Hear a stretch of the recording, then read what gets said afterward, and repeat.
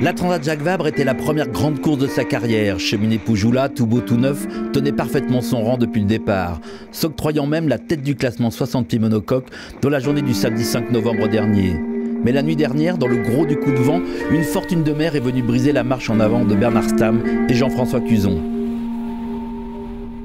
Alors moi j'ai eu un premier contact hier soir vers 23h30 avec Bernard Stamm à bord de Cheminée Poujoula, qui avait une voie d'eau assez importante. Il n'arrivait pas suffisamment à voir d'où venait cette voie d'eau. C'était la partie avant, la partie centrale.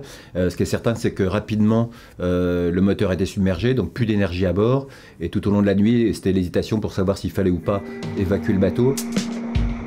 En raison de l'état de la mer, de la force du vent dans le nord des Açores, un remorquage du bateau n'était pas possible avant 2 jours.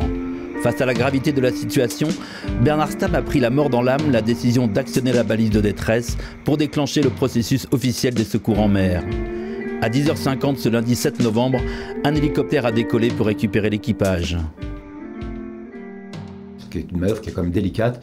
Il faut savoir qu'un bateau comme celui-là a un mât, des bastags, des haubans, et qu'avec un hélicoptère, il va peut-être demander à l'équipage de se mettre à l'eau ou de monter dans le canot de survie pour pouvoir descendre un plongeur et récupérer l'équipage.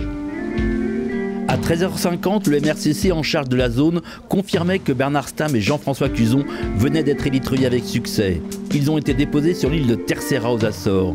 Ils vont tout mettre en œuvre pour récupérer au plus vite Cheminée Poujoula, désormais à la dérive à 120 000 de l'archipel.